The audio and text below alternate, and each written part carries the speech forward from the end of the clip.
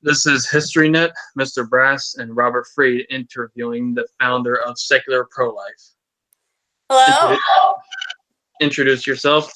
Tell Uh, us about your channel and your project and what you do.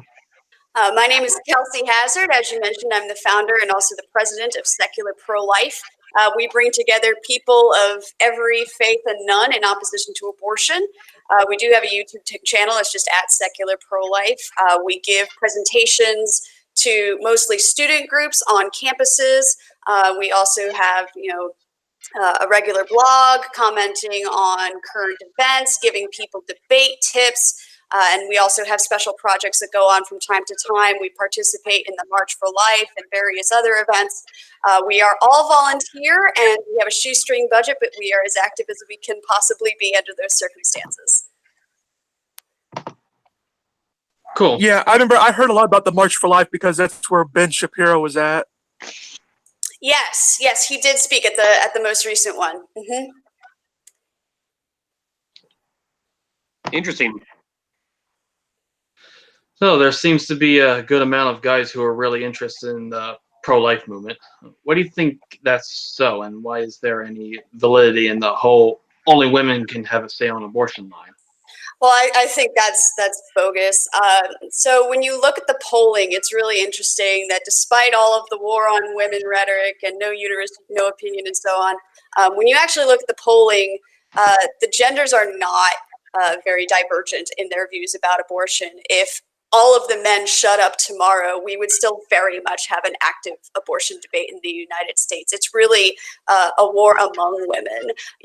Pro-life women have very strong opinions on the subject, certainly myself included.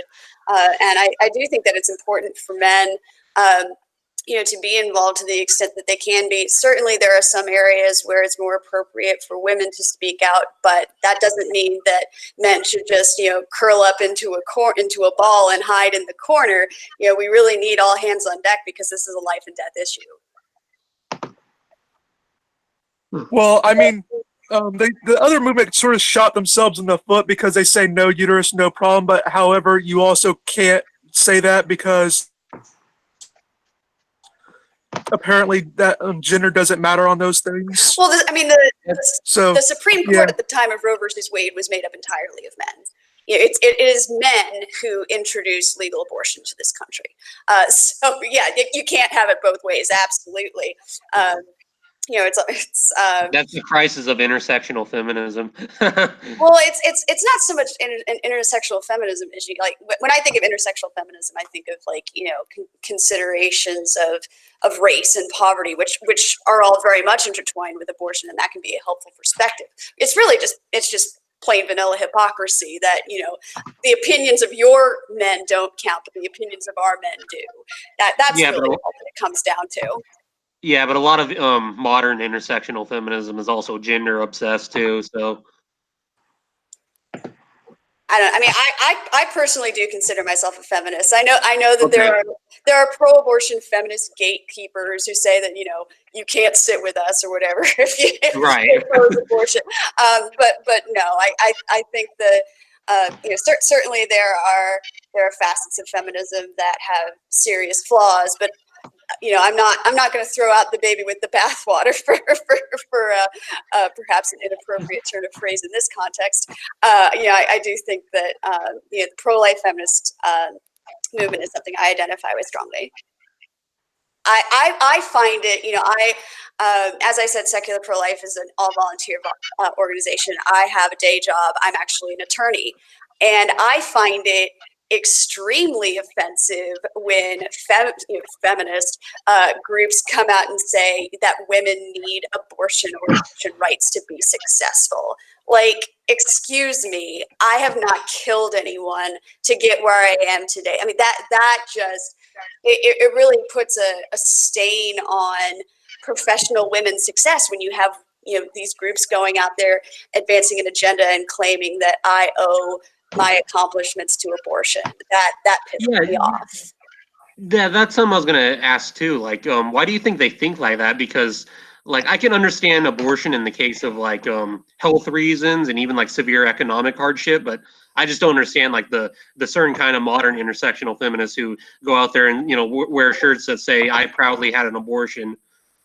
I don't understand that mentality. Yeah, I mean, and I don't want to generalize because everybody, of course, has their own inner world and inner psychology that I can't get at, but I do think that there's something going on with I am somewhat sympathetic to the people who say abortion is a necessary evil, but the recent trend that we've had of people shouting their abortion and basically pretending that the child is nothing, no acknowledgement of the child at all, no acknowledgement that there's anything negative about abortion, really does seem to me to be the behavior of people who are trying to justify actions that at some level they must know are wrong. The virulence of it and how strong a reaction that they have, and how forcefully they're trying to get more people on board, and just like push this idea that there's absolutely nothing wrong with it and everything about abortion is great. They protest too much, essentially. I mean, wasn't it both New York State and Virginia recently passed laws that allow like really late term abortion? Virginia did not pass it. Okay, Virginia's bill failed, I think, in large part because of the uproar after New York passed its, and also because of the outrage. Basically, because Virginia legislators were a bit too honest. Kathy Tran was one of the representatives in Virginia who was being questioned about the practical impact of her proposed bill, and she honestly answered yes, it would allow abortion up to the moment of birth. And then Governor Northam of Virginia took it a step further and made some comments, and he's after abortion, yeah. He actually is himself a physician, which is kind of terrifying. But he made some comments that cross the line into infanticide. Essentially, if you have a baby who has survived an abortion, what do? Well, you make it comfortable, and then you have a conversation with the parents about what to do next. And he tried to backtrack and defend himself by saying, "Oh, well, I'm really only talking about severely disabled babies," which doesn't make it better. And then of course, the Nazi thought. Sorry. That's how the Nazi thought. And then of course the back-to-back scandal. Then he had the whole thing where he was either in blackface or a Klan robe. I don't know if they ever figured out which one was him in the picture. But it blows my mind that he is still the governor of Virginia. I mean, people who are backed by the abortion lobby can get away with so much. It makes me mad. But that's the world that we live in, unfortunately. Have you gotten a lot of pushback from the atheist community, given the majority seem to be more on board with the pro-choice side? So the majority of atheists are pro-choice. We have that in the polling. In absolute numbers, we're looking pretty good. So there are, if you I'm kind of a nerd when it comes to polling. I'm going to talk about polling all day. But when you look at the percentage of Americans who have no religious affiliation and the percentage of them who are opposed to abortion, you get 12.8 million people in the United States who are religiously unaffiliated pro-lifers. Basically, we are the population of Illinois. Which is pretty amazing considering that the media never talks about us. If you can imagine, never hearing any news stories about anything in Illinois. But in percentage terms, yes, we are very much outnumbered by supporters of abortion within the atheist community. We tend to get one of a few reactions from the atheist community in general. One is just overt hostility. People saying, "Oh, you must be a secret Christian." These kinds of conspiracy theories. I was just about to mention that. I was going to ask, we get that, and it's funny. I find it hilarious because my personal history is that I grew up in the Methodist Church, which is officially a pro-choice denomination. I was going to say they're more liberal. I never heard a sermon about abortion growing up, and for a while, I was pro-life for basically when I figured out what abortion was. But becoming an activist in my college years, I hadn't left the church yet, and there was a while there when I was basically an anti-abortion advocate in direct opposition to my church. That was obviously not sustainable in the long run. And then I wound up leaving the church for other reasons. It just stopped making sense to me in a nutshell. But so apparently I'm a secret Christian, whatever. The second reaction that we'll get is from the pro-life atheists who are like, I am so glad that you're here. That this organization exists. I thought I was the only one. I hear that so many times. Like, there's so much alienation. I thought I was the only pro-life atheist is something we get a lot, and they're just thrilled to have us. And then there's kind of the middle ground of pro-choice atheists who are willing to hear us out, willing to talk to us, but still come down on the side of abortion. So those are basically the three categories of reactions that we get from atheists and agnostics. A closeted Christian posing as an atheist sounds like somebody we know.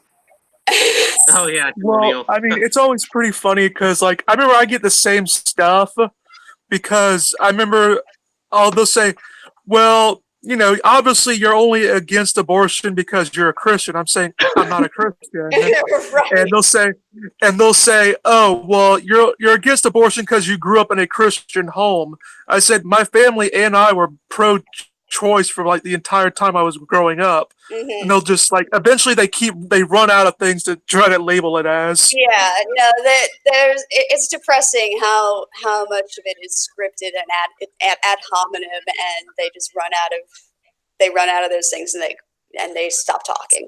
Well, I mean, what's pretty funny is like, because even if it's true that I only got my position because like I was raised in a pro-life household, that would not invalidate.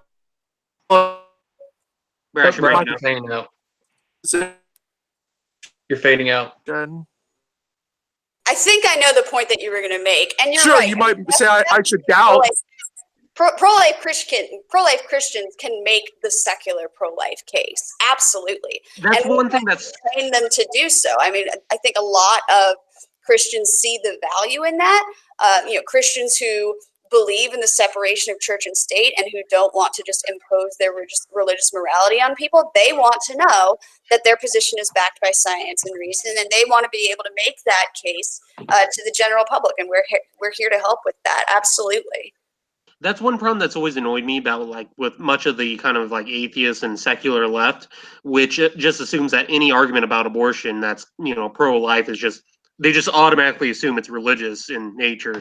And so it doesn't matter how many good facts and evidence and, just the practicality of it. They just assume it's all, religion and dismiss it offhand when there's more practical solutions. Like, the fact that the West right now is a huge demographic issue, in terms of population, like, most most industrialized countries like Japan and Western countries in general are experiencing a decrease in population. So they have to, increase their population. That's if they want to keep their society and economies going on. But, every time you mention this, you just get shouted down as, oh, you're just some religious homophobe or whatever. Yeah, it's interesting you bring that up, because there's two things I want to say in response to that. First is that the it's just religion thing has been going on pretty much from the get. If your listeners don't know who Dr. Bernard Nathanson is, you should definitely look him up. He was an abortionist. He actually co-founded NARAL, which at that time stood for the National Association for the Repeal of Abortion Laws. This was back in the late 60s, early 70s. And he was an atheist. And he, after Roe versus Wade, he made his killing and made his profit as an abortionist until ultrasound came into widespread use in the 80s. And seeing that evidence in front of his eyes is what brought him over to the pro-life side. And he then divulged, a lot of the insider knowledge that he had gained as an abortion activist, including their whole strategy for turning abortion into a religious issue. It was very deliberate, and it was specifically at that time about the Catholic hierarchy and making, priests and bishops and etc., making them the villains in the story. You have to remember, like, this was a time when anti-Catholic prejudice was very much alive in this. I mean, JFK had only recently been elected as the first Catholic president, and that was not without controversy. So they were playing off of those prejudices and trying to, associate pro-life with Catholic, which of course is easy to do because Catholics are pro-life, as they should be, but doing so in a really exclusive way and a really prejudicial way. To make abortion seem, forward-thinking and enlightened. So he has some really interesting writings on the subject.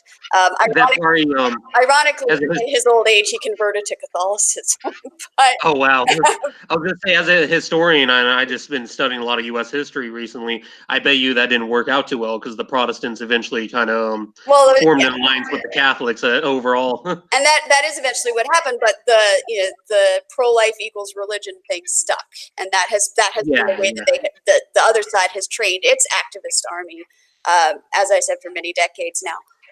Up until now. To your point about population, I mean, in those early days, overpopulation was one of the arguments that was used a lot by the abortion lobby. Yeah. I understand the concerns about declining birth rates, in various parts of the world. But for me, it's kind of a secondary or side argument. Like, I personally wouldn't care if 90% of people decided to get sterilized. Like that, you know what? If you're not killing anybody, I don't care. What I take more of a human rights approach to it. That you can't end the life of a defenseless child. That's the bottom line for me. The overpopulation or underpopulation is kind of beside the point for me. And I understand that there are economic impacts to that, and I don't mean to discount that. But for me, it's more about just the right to life. Bottom line. Well, and for me, it's like just to keep our civilization going on. I mean, because there's huge issues like culture conflict in Europe with the Muslim population, and I'm actually very pro immigration, but I don't think the way that the EU and Europe can sustain that, because it's just not working out. There's too much of a culture clash there. I'm really not passionate about that. My point of view is that right, and that's kind of talking about a European child or a Muslim immigrant child. They should all have equal protection. Well, and also many of the Eurocrats are trying to get the Muslim populations there to be secularized, and that includes a lot of abortion type stuff. And it's not really working out. Yeah, I mean both in the U.S., less so under the current administration, but the U.S. and Europe both have a really dark eugenicist history of exporting abortion to developing countries. And having these strings attached to foreign aid. Okay, you can have this money to help poverty and feed your people, but you better abandon your values and allow the killing of unborn children if you want that. Now, wasn't it really Planned Parenthood was founded as part of the progressive era, the eugenics program, wasn't it? Yeah, so it was initially called the Birth Control League, but yeah, they did have definitely eugenicist ties. The founder, Margaret Sanger, wasn't vocally pro-abortion at the time. Some people have even characterized her as anti-abortion, but the types of arguments that she was making are very much the types of arguments that you see in support of abortion today. Basically the idea that we need fewer people of certain races or classes that are disfavored. Very elitist eugenicist type of attitude that just doesn't see humanity as inherently valuable, and that philosophy carried forward. Once the discussion about making abortion legal came into a place of acceptability, Planned Parenthood jumped right onto that train and saw that the money was there. So, yeah, and I mean, she's it's crazy to me that she obviously a very controversial figure, but her own writings are just so damning. She talks about people being human weeds, poor people and people of color being human weeds. I've heard conflicting. I don't know if this is true or not, but I've heard conflicting views on what her views on race were. Like some say that she was like vilely racist, others say she wasn't, but I don't know. Her writings definitely come across as racist to modern eyes. I think the real debate is, was she more or less racist than the person next to her at the time? Yeah, no, her time. But regardless, I don't think Planned Parenthood should still be giving out awards in her name, which it does. So Well, yeah. Yeah. Another question that, I was going to bring up too is like this third one. It says a lot of pro-lifers seem to be divided on the rape exception. What is your stance on that? So secular pro-life actually, very much acknowledges that divide, and as a result, we welcome people on both sides of it. My view is, if you're prepared to work with us to help end 99% of abortions, then we want you on board. That being said, secular, that is the official secular pro-life position, neutrality on the rape exception. I know people who were conceived in rape, and I would have a very difficult time looking them in the eye and saying, hey, sorry, I don't think you deserved the same rights as other children at that age. So that's just me. But I do think that, we need to work together as much as we can to save as many babies as we can, because, it can't wait. There's an urgency there. Yeah. Yeah, like isn't rape only 1% of abortions? Yeah. They could just put it up for adoptions, and then they make the arguments that shelters for whatchamacallit are hellholes. I mean, and I always make that argument. I always say, well, being in a hellhole is better than being dead. Foster homes. Oh yeah. All right. So there's a couple things to point out here.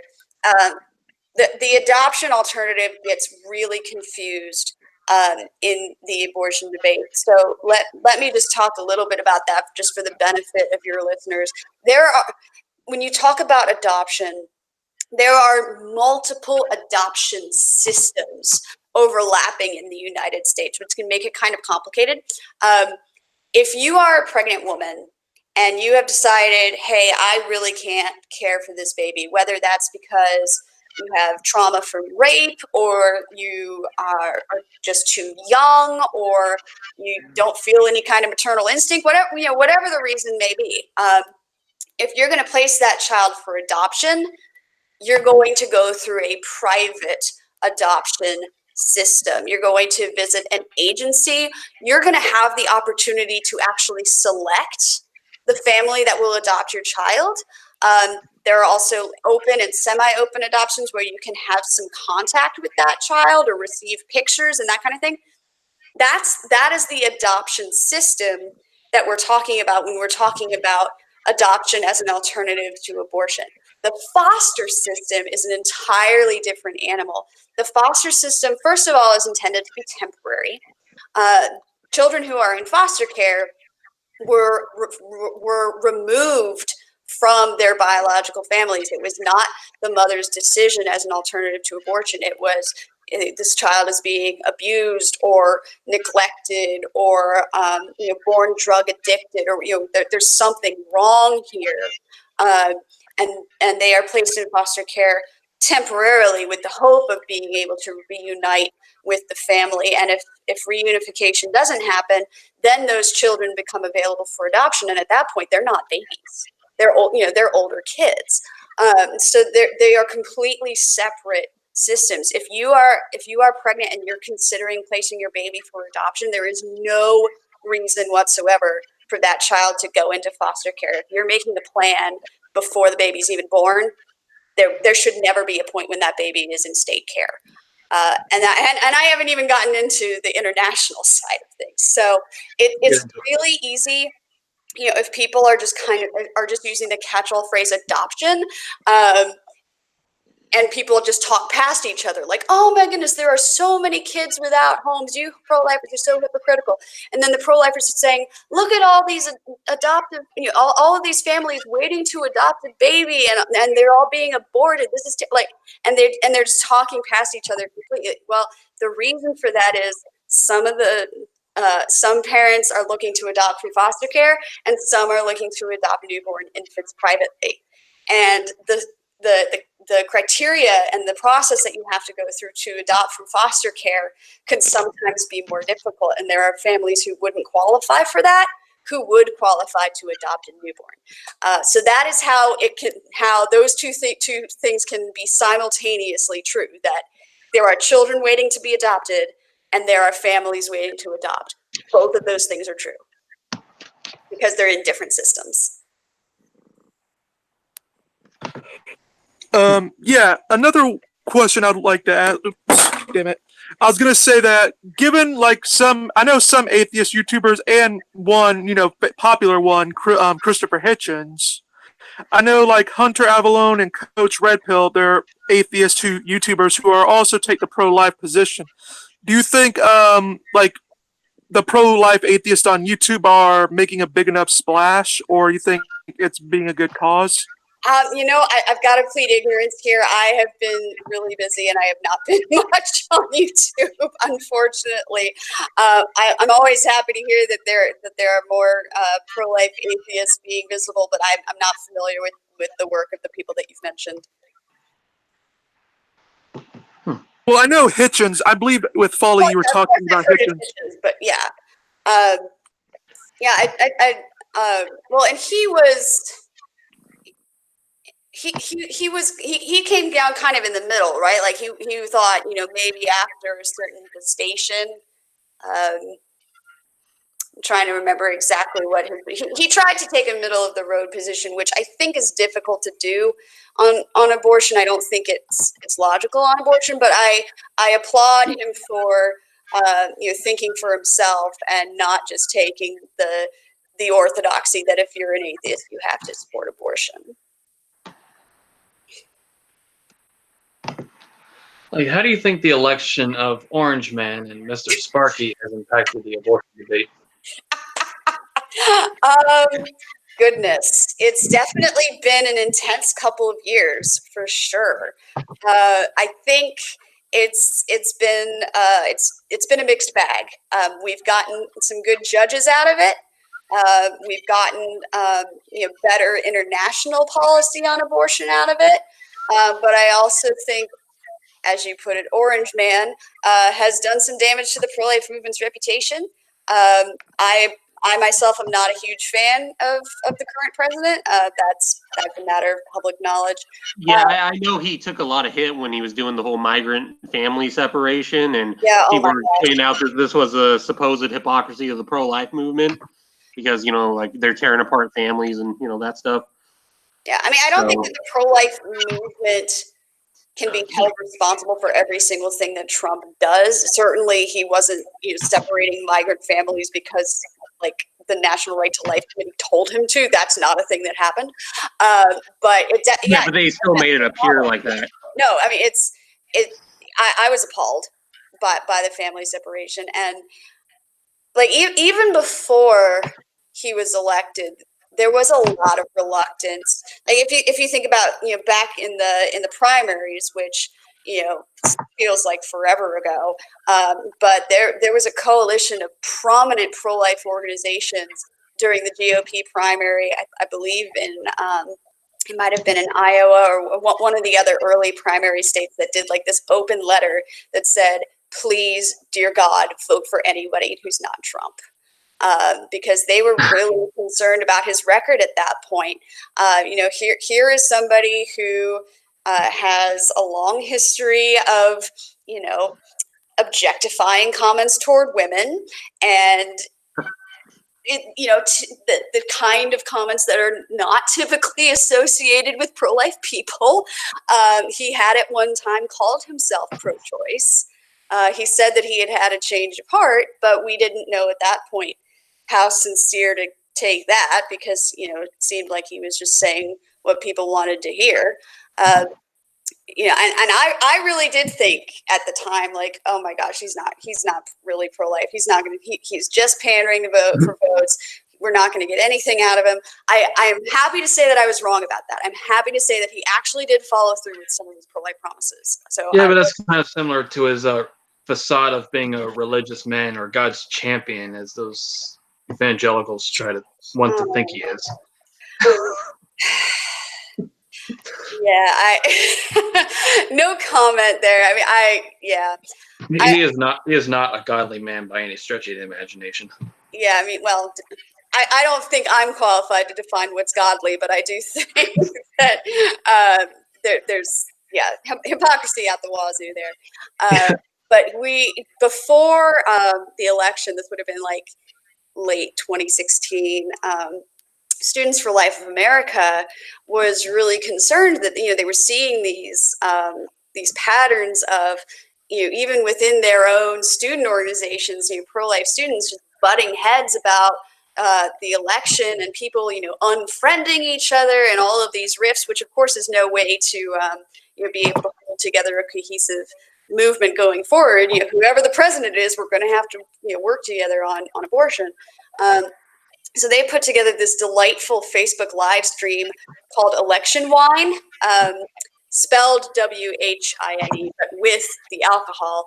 And they had one person as pro-Trump and one person as never Trump, which was me. And we just sat down with our wine and just hashed it all out in front of a camera and had serious disagreements. And at the end of it, we smiled and shook hands and said, whatever happens, we're going to keep working together. Now, do you? Oh, sorry. Yeah, but you that think was the moral of the story, that we've got, yeah. The pro-life movement, as I said, it's a life and death thing, so we can't afford to be caught up in the momentary currents of what's happening in politics. Now, do you think that Trump is better than his alternative, which was Hillary Clinton? I actually wound up voting third party, but yeah, Hillary Clinton was never a pro-life option. I mean, she, in addition to all of the standard pro-abortion policies that we would have gotten, she was the first, and the Democratic Party platform that year was the first to call for an end to the Hyde Amendment. And that was really personal for me because I have good friends whose lives were saved by the Hyde Amendment. And for those of you who don't know, that is a prohibition on abortion funding through the Medicaid program. So Medicaid will cover your prenatal and childbirth costs, but it won't cover having an abortion. And I know people whose moms were on Medicaid and who are alive today because of the Hyde Amendment. We actually, for the 40th anniversary of the Hyde Amendment, which was actually going on around the same time in late 2016, we didn't want it to be overshadowed by the elections. So we put together a 40th anniversary campaign, and we worked together with the Charlotte Lozier Institute, which put together a really interesting white paper. Again, I'm a nerd. To me, it's really interesting. They did a statistical analysis. They looked at the research that was out there on how the Hyde Amendment has impacted birth rates and pregnancy rates and abortion rates.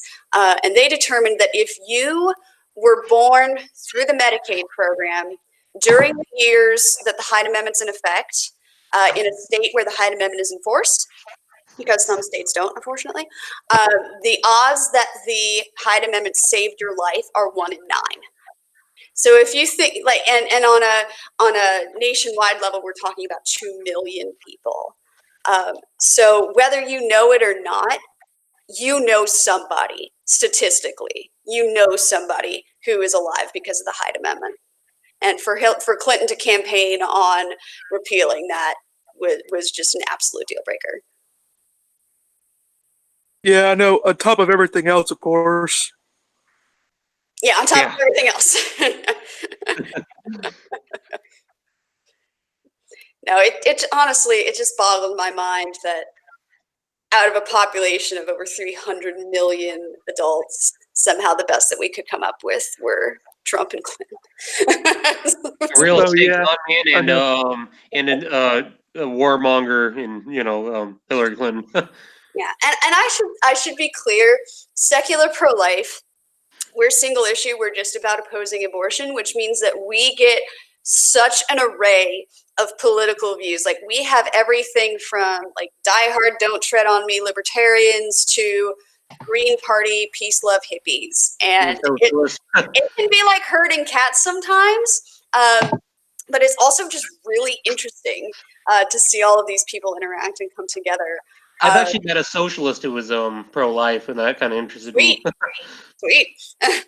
Well, I mean, wouldn't you think it make more sense if you're a socialist and you want the government to pay for programs? Because having lots of children would ensure that some way they're going to be going to jobs so they can pay for the programs that you're going to be doing. Yeah. Exactly. So, I mean, wouldn't it be logical to be pro-life if you're a socialist? Yeah, because if all the babies are getting aborted, who's going to take up those programs? Or Yeah. I mean, we're already seeing a miniature scale version of that problem with the Social Security system in the United States. Exactly. Yeah. Yeah, it's not going to be solvent. I pay in. I'm 30 years old. I don't expect to get paid out. That's just life. Well, I mean, if it makes you feel any better, on average, you're more likely to see any benefits than me or Robert or Engine combined. Why do you say that? Men typically on average die before they ever see Social Security benefits. Oh. Then we're in our mid-20s. I think we're all in our mid-20s. Okay. Yeah. Okay. Yeah. Yeah, look, here's what's actually funny about that. Yeah. Well, I mean, it's actually funny about that is like men actually when you actually look at the statistics, men actually put more money into the Social Security system, but they are also the least likely to get it. And they're also the least likely to actually get it. So they're paying more for a system that they're never going to use. It's funny. Yeah. I mean, when you look at it in a bird's eye view collectively, yes. Of course, you can't predict which individual men are going to benefit or not benefit. So no way to account for that. But yeah, that's interesting. I didn't know that. I didn't know that so few men lived to see their Social Security. I believe you had some questions yourself, Engine, that you wanted to bring up. You, Rob? You see, I'm just kind of winging it. I was originally just supposed to provide commentary, but I've already asked some questions of my own. Do you see the rationalization that fetuses are not human beings similar to Nazi rhetoric that Jews weren't human? Yeah, I think just as a general rule, history has shown us that when you decide a certain class of human beings aren't people, bad things happen. That's genuine, and that crosses over multiple social issues at various points in time. So for that reason, I do hope fervently that 100 years from now we will be in the history textbooks on the right side of history, advocating for the unborn as full persons. Well, I mean, yeah, I was always saying, like, throughout history, like, they'll say, well, babies aren't, fetuses aren't defined as humans in the law. And I said, well, for at one point in the American system, neither were black people. Right. And, law and neither were women. Not the same thing by any stretch of the imagination. Yeah. So, I mean, seven old people in robes decided that fetuses weren't people.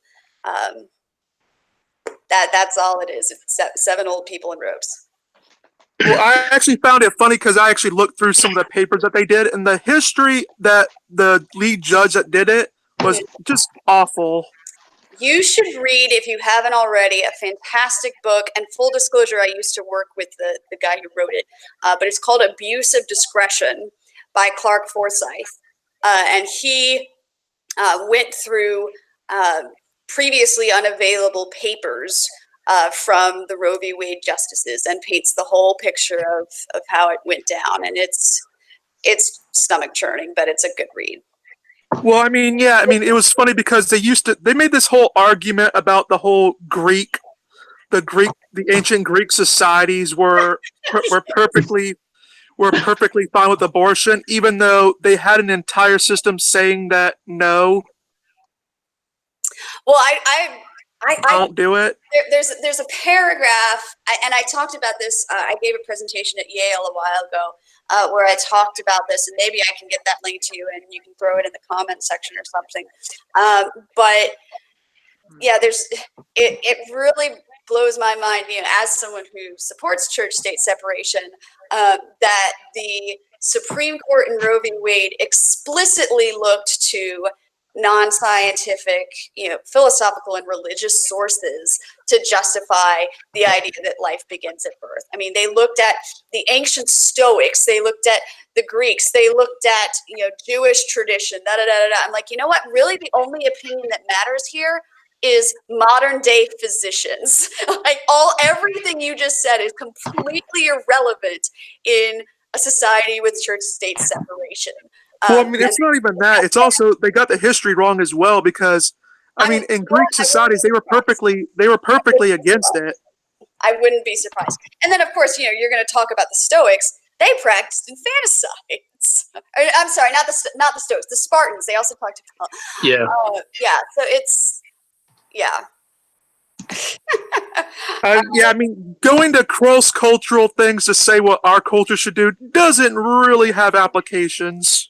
No, especially when you're talking about peoples who didn't have access to ultrasound or even know how conception occurs. How could that possibly have any bearing on how we want to approach abortion policy today? I mean, yeah, it's always like I guess their motto is if you need to find a person to support abortion, make sure to find someone that has no access to science whatsoever. Well, gee, if you have the access to the science, you might be less likely to oppose abortion. That might be how that works.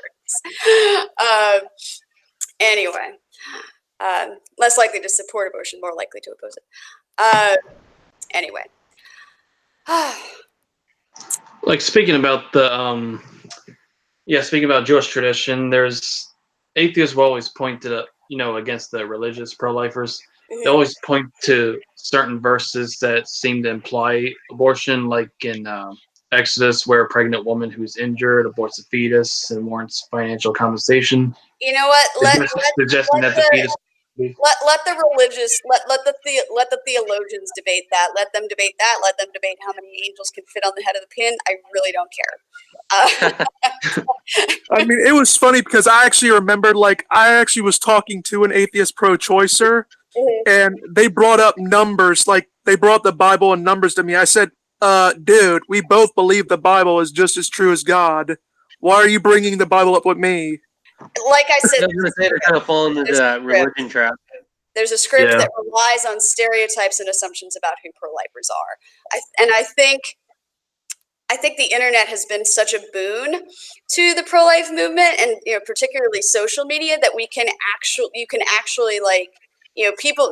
If you're a pro-choice person, here's some friend that you've known for however long. You just hang out, and you're social, and everything is fine. But you wouldn't talk about politics, when you're having fun, and then you can see that person on Facebook is posting pro-life things. You're like, that person's pro-life? That's not the type of person I expect. So just in that organic way, the stereotypes come down. Like for medical risks, would you say that's the only time abortion is okay, or just never, hands off? Yeah, well, so basically self-defense, right? We allow the killing of adult human beings in self-defense. Same rules. It's tragic when an abortion is needed for medical reasons. I certainly wouldn't call it choice.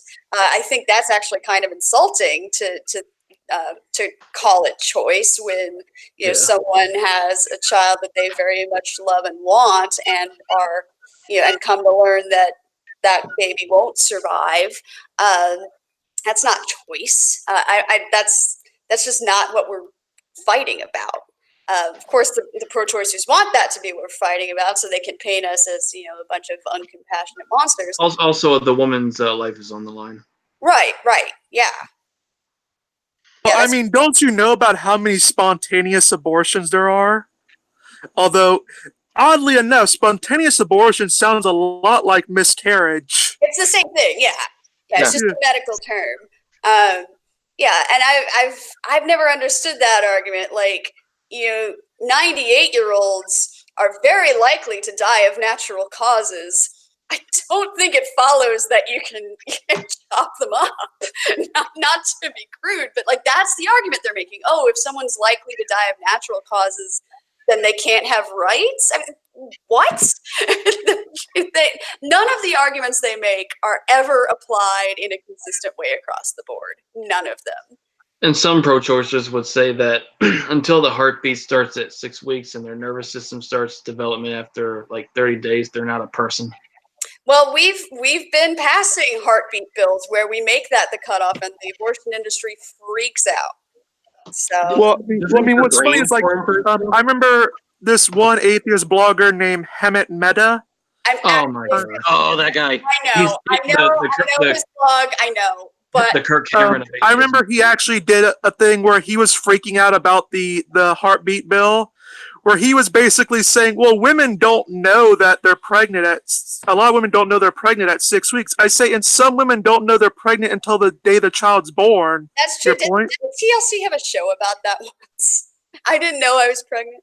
Yeah. No, Hemant's interesting. Like, he's really nice to me in person, and he interviewed me once, but he is absolutely 100% pro-abortion. He's the Kirk Cameron of atheism. Well, he's one of those atheists who, he's one of those atheists, I think, who they view any kind of, pro-life, like I mentioned before, he views any kind of pro-life argumentation as, being inherently religious for some reason. Which he knows isn't true, because I think he sometimes hedges his words on the blog because he does know that there are some pro-life atheists out there. Like I said, I've been interviewed by everything bad is religion is in his life. Yeah, but he values his politics over his atheism. That's kind of the problem I have with him. He would much sooner hang out with or support. Let's limit this discussion to political office. He would much sooner support a liberal politician who happens to be a Christian than a conservative politician who happens to be an atheist. Yeah, that's kind of my problem too, which is that for all the complaining he does about the politics of the religious right, I'm not a big fan of those guys either, but he's being just as political in a sense, by trying to prop up a political, quote unquote, secular left. Well, I mean, everybody has their politics. I don't begrudge about it. It's just not representative of all of atheism. And if you asked him, I don't think that he would claim it is. Right. Yeah, I just found it just funny. Is like, I know you talked about arguments that pro-abortionists actually use. I remember one popular one is the violinist argument. Mm-hmm. That got, I think Thomason, like the 70s or 80s, brought that up. Mm-hmm. Maybe been later. Yeah. I was wondering, like, well, I mean, what do you want to tell the audience, like, what that argument specifically is and your answer to it? Right. So there's multiple answers to it, and I would refer people actually to the Equal Rights Institute for the best debunking of it. They have very thorough. We're running low on time, but Equal Rights Institute. So the violinist argument was put forward by a philosopher who was saying, pregnancy from rape is like if you woke up one day and there was a famous violinist attached to you, like physically attached to you, because this violinist is dying and needs your body to support him. And the Society of Music Lovers, kidnapped you both in the night and attached you together. And the only way to detach yourself is basically to cut the connection, and the violinist as a result will die. And she thinks that that's analogous to an abortion.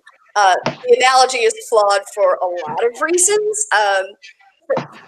One of which is that you're talking about a stranger, not, typically we think of parents having responsibilities toward their children, but this instead is a stranger, an adult man, presumably capable of taking care of himself. So there are a lot of biases built into the analogy, but and also the idea that it's a mere disconnection. That's not how abortion works. By any like, if the analogy were accurate, you'd be talking about like cutting up this abortionist with machete or something. Like abortion is a violent procedure. It is not a mere disconnecting. It's brutal. So there are a lot of reasons that the analogy doesn't work. But more to the point, if you look at the reasons women are having abortions, it doesn't match up with the rhetoric at all. Like not even close. The Guttmacher Institute, which is an abortion lobby affiliated think tank, they put out some really, even though they're biased in support of abortion, their raw data is the best data out there. You can ignore the spin and just look at the data. And the reasons that women have abortions, overwhelmingly financial distress or lack of support from family and the father of the child, and a substantial minority of that being coerced into the abortion by family or the father of the child. Those are the reasons women are having abortions, predominantly socioeconomic reasons. No women, like it didn't even register as 1% on these surveys. Nobody is having an abortion because they feel like an alien parasite is invading them and invading their bodily autonomy. Like that's just not the reality of women's The parasite argument. It's total. Yeah, no, they're you've got these pro-abortion philosophers out there claiming to speak for women, but it's not. That's not at all how women approach a decision to have an abortion. Women come to have an abortion because they don't feel like they have a choice, because they're desperate. And here you have the abortion lobby trying to demonize the pregnancy resource centers that try to give women a true choice to keep their child. And then at the same time, they say, oh, you pro-lifers, you don't do anything to help women. I mean, it's just the knots that they tie themselves in. Like it's a woman's body. It's not the baby's body, it's hers. Like the baby has its own blood and genetic code, for God's sakes. Yeah, there's definitely a lot of science illiteracy going on.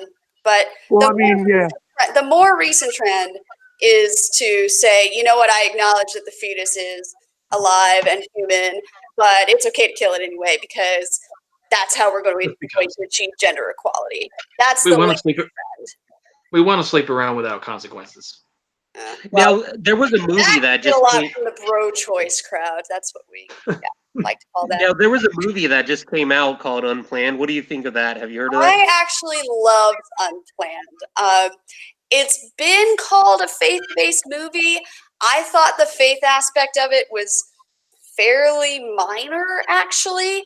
It was pure. I don't really mind it because it's a true story, and if you happen to have someone who is religiously affiliated and it's their life story, fine. I'm not suggesting that filmmakers should alter that. But it wasn't really focused on the religion. It was a very hard look at how the abortion industry and specifically Planned Parenthood operates and from what I saw too, they also showed some of the more negative aspects of like the pro-life movement. No, absolutely. Yeah. They did not shy away from. They talked about the Tiller murder. They showed crazy people just on the sidewalk yelling instead of offering women help. God says you're going to hell. Yeah, you're going to hell, you fucking baby killer. Like they show the things the pro-life movement did that prevented Abby from having her conversion sooner. They do show that, and it's I think that's valuable. Yeah, nuance is good. Absolutely. Yeah, so the people who are just decrying it as a propaganda film clearly just haven't seen it. I saw that I saw the nuance in the trailer, and I was thinking like, yeah, this is definitely, even if it is a faith-based film, it's definitely one of their better. And considering it's PureFlix, which is the same movie company that made Not Dead. I went into the theater hoping, oh, please don't let this be, some ham-fisted God's Not Dead type. And yeah. It was really well acted. I did cry at one point. but yeah, the abortion lobby reaction to it has been really interesting. And if you don't mind me just briefly mentioning a little bee in my bonnet that I have with Rewire. So Rewire is it's rewire.news, and it's it's a pro-abortion site that prints various editorials and things, and they printed a review of Unplanned, which tried to paint the movie as racist and claimed that the only characters of color were creepy Planned Parenthood workers and women who were having an abortion and were too stupid to understand. That is not, in fact, true, and they completely erased one of the best performances in the film, which was a Black pro-life woman trying to save her grandchild from an abortion. See, this is what I call the poison of intersectionality. That's what Well, I they mean by that. just straight up pretended that she didn't exist, and I made a huge stink about it on Twitter. Like, how can you ignore this actress? She was wonderful. But yeah, it didn't fit their narrative, so it just never happened. I haven't seen the movie yet, but now more, I'll definitely try to catch it as soon as I can. No, you Well, I definitely- mean, I also remember like I had a lot of pro-choicers that were talking about like they'll say, "Well, how bad it's so bad," and I said, "Well, to be quite frank, we shouldn't need an anti-abortion movie the same way we shouldn't need an anti-genocide or anti-rape movie." Mhm. So the fact that we have to have one says more about our society than what's really needed. Yeah. Well, in a way, we do have anti-genocide movies like Schindler's List and. Oh, absolutely. But they're made after the fact. Like, I That's think true. Yeah. Unplanned is really unique in being about a modern day mass killing. Right. While it's happening. Don't you find it creepy that if aborted fetuses were counted as human lives, that they're around the same number as the number of victims under Mao and Stalin combined? It's one of the saying, the one death's a tragedy, a million's a statistic. Like you cannot comprehend the loss from legal abortion. It's just beyond any person's ability. You could have aborted the guy. You could have aborted the guy that would have found a cure for cancer.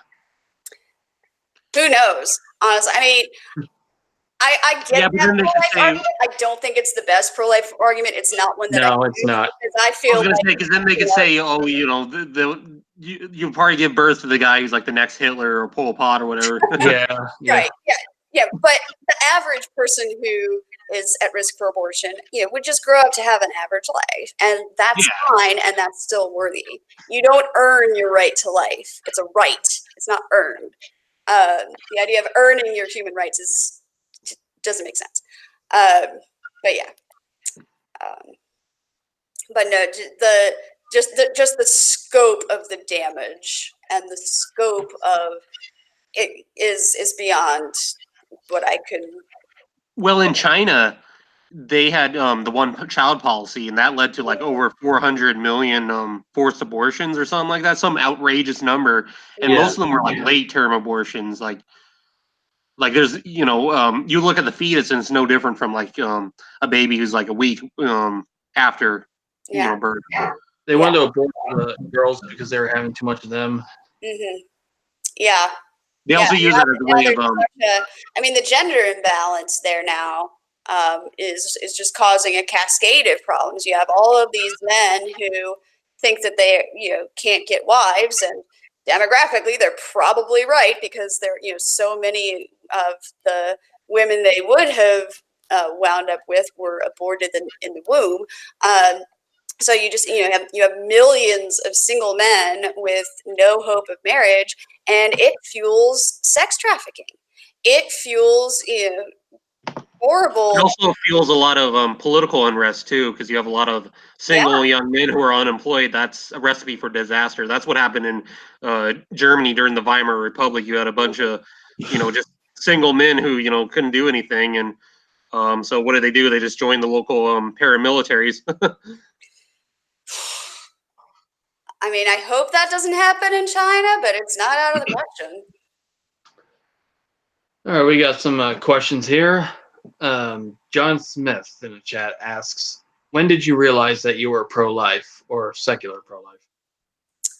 Okay, well, those are different questions. So I don't have a particular moment of becoming pro-life. I think when I was old enough to know what abortion was, I knew it was wrong. But my education in it developed over time, and I didn't really become an activist until I was in college. And I actually took a college level course in prenatal development, and started. I got plugged in with the Students for Life group there, and that's what led me on the path of becoming a pro-life activist. And as I mentioned earlier, I was raised in the Methodist Church, and so my reasons for opposing abortion always were secular. It just didn't occur to me that it should be a religious issue because my own church was not speaking out about it. So when I left the church, it didn't have any impact on the pro-life advocacy I was already involved in. All right. Leonel Huicho asks, which argument would you consider to be a killer argument against a pro-choice proponent? So I think when you're having a debate with a pro-choicer, you need to ask a series of questions before you really get into the debate. If someone says, I'm pro-choice, that really tells you next to nothing. Again, polling. If you look at some polling, significant majorities of pro-choice people support a lot of pro-life measures. They support informed consent. They support parental consent. A lot of them support bans on abortion after the second trimester or even after the first trimester, and they still call themselves pro-choice. So what does it really mean? And also why? Like, you could have someone who is what we were saying before, the diehard shout your abortion kind of, extremist who thinks, up through birth and it's a woman's right, period, end of sentence. Or you could have somebody who says, I think abortion's a tragedy. I think, we need to make it rare, but it ought to be legal because I'm worried about back alley abortions. Those are two extremely different people who you would have completely different conversations with, and they still use the same label of pro-choice. Like the pro-choice, not pro-abortion argument. Right. So you would to know what the best argument is to use, you really need to get to the bottom of why it is that they are pro-choice. Because if they think that it's a matter of preventing the back alley, then all you really have to do is show them the research that Roe versus Wade didn't have an impact on maternal mortality rates. Those are my favorite pro-choicers because they actually have something in common with us. They want to preserve human life. You can very easily get on the same wavelength with them, where or you could have the pro-choicer who's all about overpopulation. Whatever the case may be, you need to tailor your argument to what it is that is causing them to support abortion. So what is the killer argument? There's no magic bullet. It depends on the person you're talking to. Start by asking questions. All right. Theistic Logos asks, when does she think the baby is a human person? From day one.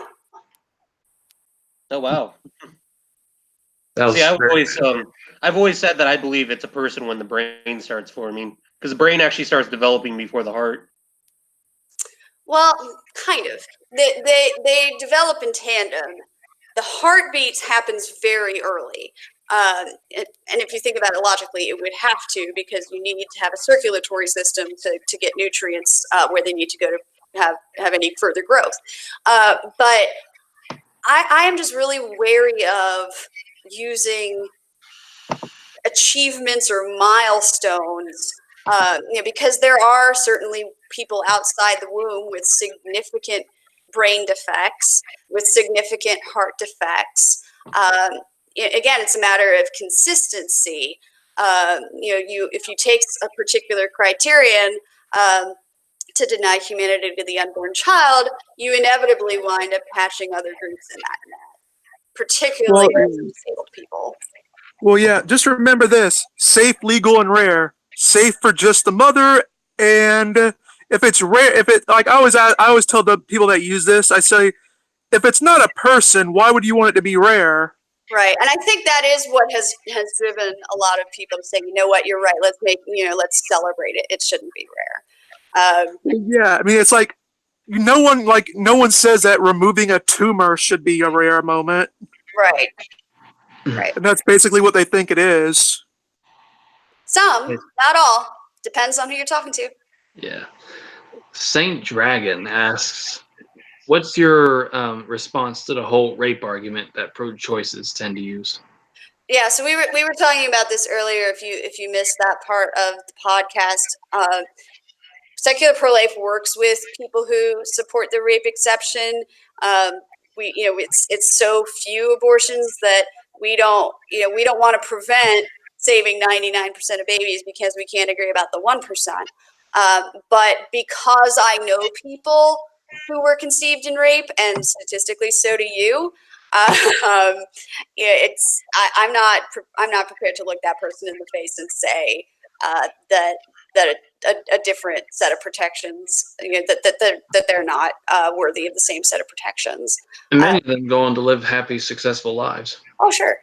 Yeah. Well, I mean, another funny thing I would say, well, yeah, they'll say, well, we want to think about the mother's health. I says, all right, so your advice to a rape victim is to go to a surgery room where it's likely going to be a male doctor who is going to literally put like metal tools inside of her. Mm-hmm. You don't think that might trigger some PTSD? It can, in some cases, be re-traumatizing. That's true. And it's, if you look at the statistics, I'm pretty sure it's a majority. It's more than half of women who become pregnant through rape do not choose abortion. Which actually, people say that they're surprised by that because, how could you ever keep a rapist baby, which is a horrible thing to say for a lot of reasons. But rape doesn't discriminate, right? Like if a rapist, if some kind of predator goes after somebody, he doesn't know if she's pro-life or pro-choice. It's more or less random.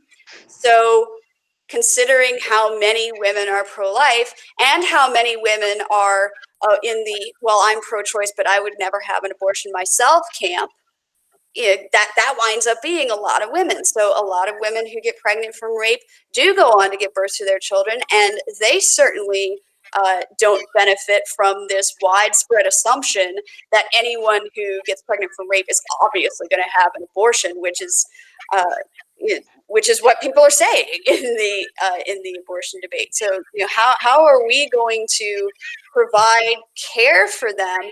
First of all, how can any kind of abortion entity like Planned Parenthood provide competent care to them? I don't think they can. So what are we as a pro-life movement going to do to step up to provide competent care for them? That's on us. Theistic Logos asks, is secular pro-life an atheist, or does she just use secular arguments? So I myself am an atheist. Secular Pro-Life is an organization of which I am the president. I have two co-leaders who assist me in day-to-day. One is an atheist and one is agnostic. So the leadership of Secular Pro-Life is not religious. As a group, in terms of the people who contribute to our blog or support us on Facebook or share our YouTube videos or invite us to speak on campus, whatever, we have a wide range. You get everything from certainly atheists and agnostics, of course. You get Catholics, you get Protestants, you get Jews, Muslims, Wiccans, Buddhists, a lot of minority religions that don't really feel like they fit under the religious right umbrella wind up with us because the secular arguments are the universal ones. Well, I mean, technically, the say Buddhists my would be also the ex-girlfriend is- atheist ones. Whoa. All I was right, gonna say my ex-girlfriend is pro-life, but she's also a non-Christian. She's a Buddhist. Very cool. Yeah. all right, Brass. Oh, yeah, I was just going to say, well, technically, Buddhists would also fall into the atheist camp as well. Non-theistic, in my opinion. Depending on the Buddhist. Depends on what denomination, yeah, or what interpretation of Buddhism. But yeah, I always just found it good. Like, I believe I've told everyone, like, because I believe you know me because you're friended on me on Facebook. But I was like, I actually was pro-choice my entire life until about after I hit 18 or so. And then that's actually when I ran into the secular pro-life website. And that's when and that's actually when I actually got over and became pro-life. Awesome. Glad to Yeah. hear it. Yeah, that was really good. Yeah, I mean, and let me just say, I went from I was very pro-abortion. So, I literally was pretty much I wasn't technically for infanticide, but I was pretty close to it. But I eventually eventually just became pro-life over time, especially after I read the site and I realized, oh, it's not just a religious thing. So yeah, it just felt good. Leon Now Hoicho says the worst argument I've heard is when they use sociologists to promote their claims of fetuses not being considered human beings. Like they ignore all the medical science. Yeah. As I was saying before, the Supreme Court in Roe versus Wade made that exact error that they just didn't think that that they didn't give enough weight to medicine. We should be wrapping up soon. Tell us what projects you're working on and where we can find you. Oh, goodness. We are working on a ton of projects. We are gearing up for the Pro-Life Women's Conference, which is coming up in June. So that'll be great. That'll be in New Orleans. We're planning to do a soft launch of a project there, a direct response to Shout Your Abortion, and then you can expect a full launch of that later this summer. If you want to follow us on social media, we are on Facebook and Twitter are the primary ones, but we also are on YouTube and Insta. And you can always email me. It's just info@secularprolife.org. All right. Y'all got any closing thoughts? No, this was an excellent interview. I hope I didn't talk over too much. You didn't talk enough. Really? I thought I talked too much. Well, thank you guys but so that much. was good. Brass? Yeah, I said, I thought this was a very good conversation. It was good to have you on. Thank you very much, and I will get you that video from the Yale talk, and you can maybe put that in the description so people can follow up on that. All right. This has been HistoryNet with Mr. Brass and Comrade Dimitri. Follow Secular Pro-Life and like, share, and subscribe. See you next time. Bye. До свидания.